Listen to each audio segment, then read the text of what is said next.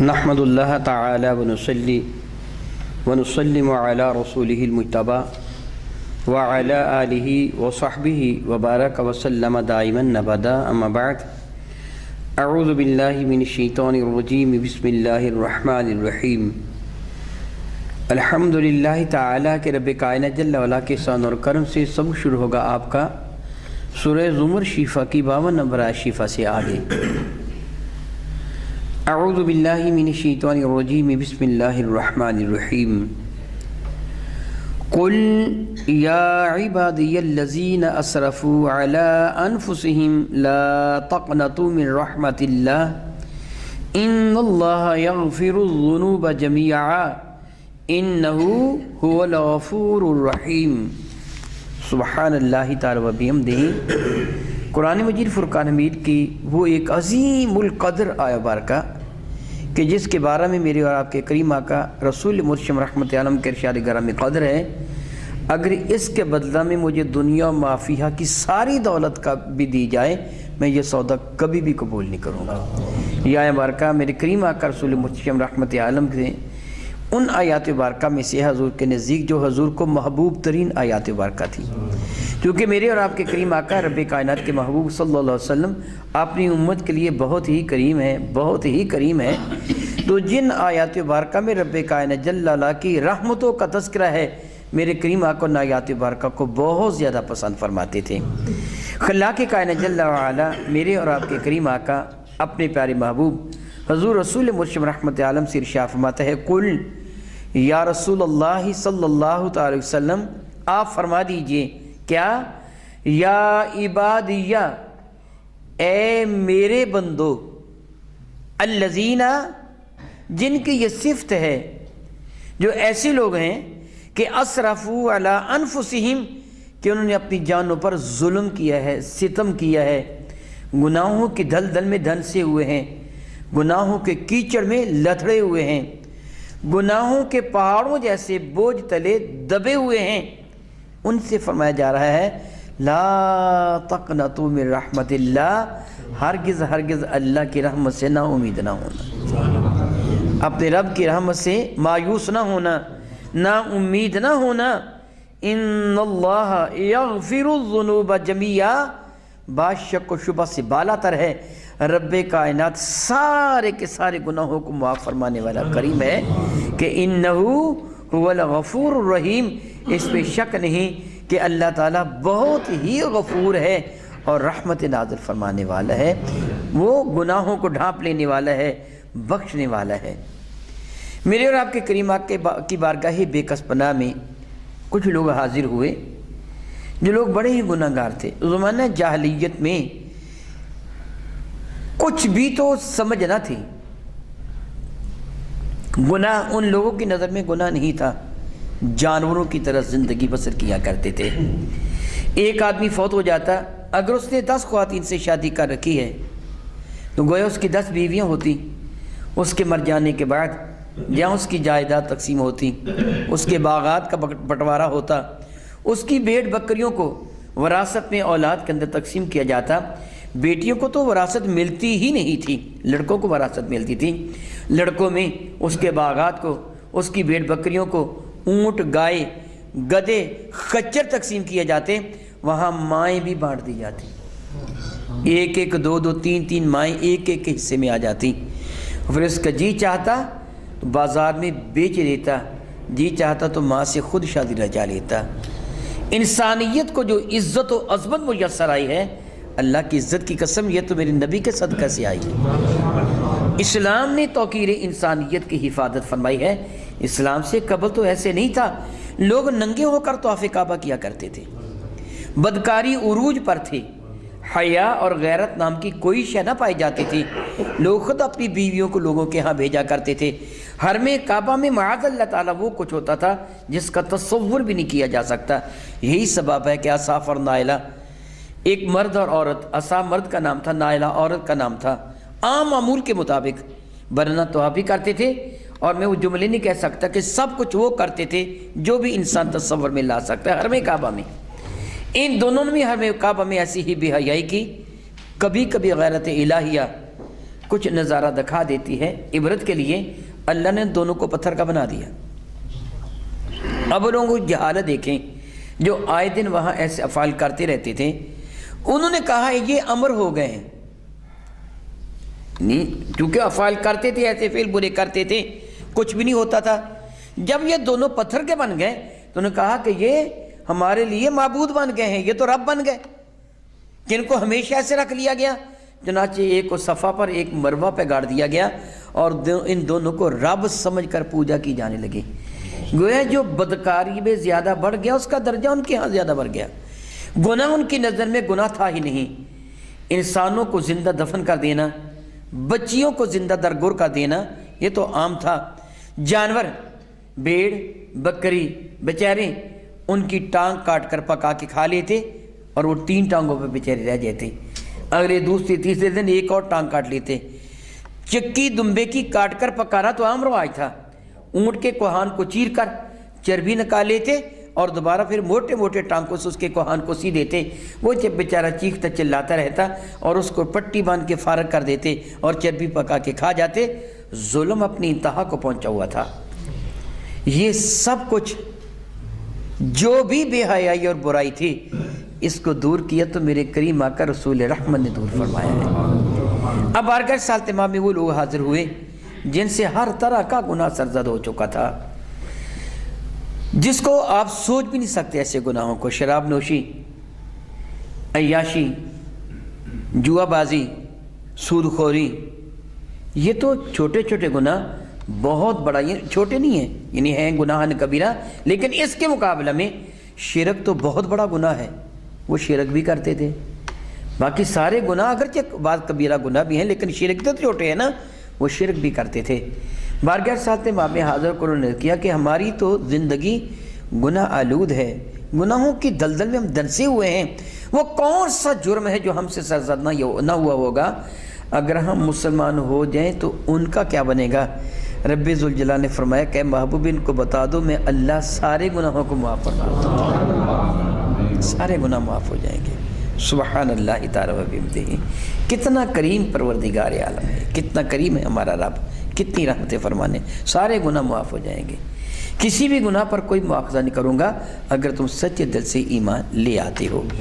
اور نفسیاتی طور پر بھی آپ جانتے ہیں کہ وہ شخص جس کو سزائے موت ہوتی ہے اس کو الگ کوٹری میں بند کر دیا جاتا ہے، دوسرے قیدیوں سے الگ اسے رکھا جاتا ہے۔ ایسے کیوں کیا جاتا ہے؟ اس لیے کہ اسے پتہ ہوتا ہے کہ اب مجھے پھانسی تو لگ ہی جانا ہے، میں پھندے پہ جھول تو جاؤں گا ہی، اس سے بڑھ کر یہ مجھے کیا سزا دیں گے، اب میرا جو جی چاہے میں کروں گا۔ اور وہ جرم کرنے پر وہ آمادہ ہو جاتا، کیا میں کسی کو قتل کروں، ماروں، پیٹوں، کچھ بھی کروں، مرنا تو ہے ہی، فلاں تاریخ کو میں نے مارا، اس سے پہلے میں جو چاہوں کروں۔ اس لیے اس کو الگ کوٹری میں رکھا جاتا ہے تاکہ وہ دوسروں پر حملہ نہ کر دے۔ اگر کسی کو یہ بتا دیا جائے اب کبھی بھی تجھے معاف نہیں کیا جائے گا، پھر وہ کہتا جب معافی ہے ہی نہیں پھر گناہ کرتے چلے جاؤ، جب جانا ہی جہنم میں ہے تو پھر بچنے کی ضرورت کیا ہے؟ رب کائنات جل و مجد کریم جو خالق ہے، جو مالک ہے، جو انسان کی فطرت سے واقف ہے، اس سے بتا دیے ایسے نہیں ہوگا، تو توبہ کرے گا تو میں سارے گناہوں کو معاف فرما کر جنت تجھے عطا فرما دوں گا، تجھ پہ اپنی رحمتوں کا نزول فرما دیا جائے گا۔ سبحان اللہ سبحان اللہ۔ قرآن مجید فرقان مجید میں عموماً خطاب ہے یا ایھا الناس، اے سارے انسانوں، اس میں سارے کے سارے ایمان والے بھی کافر بھی۔ کبھی یا ایھا الذین آمنو، اے ایمان والو، وعملوا الصالحات، نیک عمل کرنے والو، متقیو، پرہیزگارو، اور کبھی یا ایھا الکافرون کہہ کے کافروں سے بھی خطاب فرمائے گئے ہیں۔ اس آیت مبارکہ میں بڑا نرالا خطاب ہے، نہ یہ کہا او ایمان والو، نہ کہو نمازیو، نہ کہو حاجیو، نہ کہو زکوٰۃ دینے والو، نہ کہو اللہ اللہ کرنے والو، نہ فرمائے علماء، نہ فرمایا طلباء، نہ فرمایا حفاظ قرآن، نہ فرمایا شہداء، فرمایا او بڑے گناہ گارو، خطاب تم سے ہے، گناہوں کی گندگی میں دنسے لوگو، خطاب تم سے ہے۔ کل یا رسول اللہ فرما دو یا عبادیہ، اے میرے بندو۔ اگر تو یہ خطاب میرے نبی کو اس انداز سے کہ تم کہو اے میرے بندو، پھر میرا یہ جگہ پھر معنی یہ ہوگا اے میری غلامی کا پٹا گردن میں سجا کر میرے امتی بن جانے والوں، میرے غلام بن جانے والوں۔ اگر رب کائنات جل وعلا کی جانب منسوب ہے یا عبادیہ، تو پھر رب کائنات کی کتنی کرنوازی، کتنی شان کریمی ہے۔ گناہ گار کو فرما رہا ہے اے میرے بندو، سبحان اللہ، کتنا پیارا انداز ہے۔ اے میرے بندو، اے میرے پیارے بندو، کون سے؟ الذین اسرفوا علی انفسہم، جنہوں نے اپنی جانوں پر ظلم کر رکھا ہے۔ بدترین ظلم شرک ہے، ان شرک لظلم عظیم۔ تم کتنے بڑے بھی ظالم کیوں نہ ہو، کتنا بڑا بھی تم نے گناہ کیوں نہ کیا ہو، اسرفوا علی انفسہم، اپنی جانوں پر ظلم کر لینے والوں، لا تقنطوا من رحمت اللہ، اللہ کے رحمت سے نا امید نہ ہونا، کبھی بھی نا امید نہ ہونا۔ سچے دل سے توبہ کر لو۔ ان اللہ یغفر الذنوب جمیعا، رب کائنات سارے کے سارے گناہوں کو معاف فرمانے والا مہربان ہے۔ میدان احد میں مسلمانوں کو جو پریشانی اٹھانا پڑی تھی، 70 کے قریب ایمان والے مرتبہ شہادت پہ فائز ہو گئے تھے۔ حضرت سیدنا حمزہ سید الشہداء اسد اللہ و رسول، اللہ اور اس کے رسول کے شیر سیدنا حمزہ بھی مرتبہ شہادت پہ فائز ہو گئے تھے۔ 70 کے قریب صحابہ جو مقام شہادت کو پا گئے تھے، میرے کریم آقا بھی شدید زخمی ہو گئے تھے۔ یہ سب کچھ کس وجہ سے ہوا تھا کہ اچانک عقب سے، پچھواڑے سے، پچھلی جانب سے، بیک سے اکرمہ بن ابی جہل اور خالد بن ولید نے حملہ کیا تھا۔ یہ جو جنگ کا پانسا پلٹا تھا کافروں کی جانب سے، اکرمہ بن ابی جہل اور خالد بن ولید یہ دونوں سپہ سالار تھے۔ یہ 70 کے قریب صحابہ کرم کا شہید ہونا، میرے کریم آقا کا زخمی ہونا انہی کی وجہ سے تھا۔ پھر ان کا کتنا بڑا جرم تھا، لیکن جب شرف ایمان سے مشرف ہوئے، میرے نبی کی غلامی کا پٹا گردن میں ڈالا گیا، تو رب کائنات نے حضرت خالد بن ولید کو سیف اللہ بنا دیا۔ اللہ کی تلوار کا لقب میرے نبی کی زبان وہی ترجمان سے مل گیا۔ اکرمہ بن ابی جہل جنتیوں کے سردار بنا دیے گئے، عزت عطا فرما دی گئی۔ یعنی وہ ہمارے آقا ہیں نا، جو میرے نبی کے صحابہ ہیں وہ ہمارے آقا ہیں، گویا جنتیوں کے سردار ہمارے آقا ہیں، وہ جنتیوں کے آقا۔ تو کتنا مرتبہ بلند ہو گیا، صاحب کا سارے کے سارے گناہ معاف فرما دیے گئے۔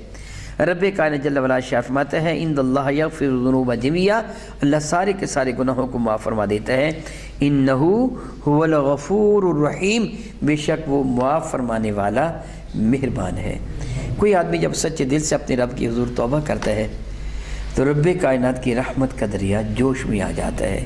ایک حدیث مبارکہ کا مفہوم بنتا ہے، اے میرے بندے، رب کریم فرماتا ہے اگر تو اپنے دامن میں اتنے گناہ رکھتا ہو کہ سطح زمین سے لے کے آسمان دنیا تک کا سارا یہ حصہ گناہوں میں بھرا ہوا ہو، تو میرے ساتھ شرک نہ کرے، یعنی ایمان لے آئے مجھ پر اور میرے نبی پر، سچے دل سے توبہ کر لے، میں تیرے سارے کے سارے گناہوں کو معاف فرماؤں گا، کوئی بھی گناہ تیرے دامن میں باقی نہ رہنے دوں گا۔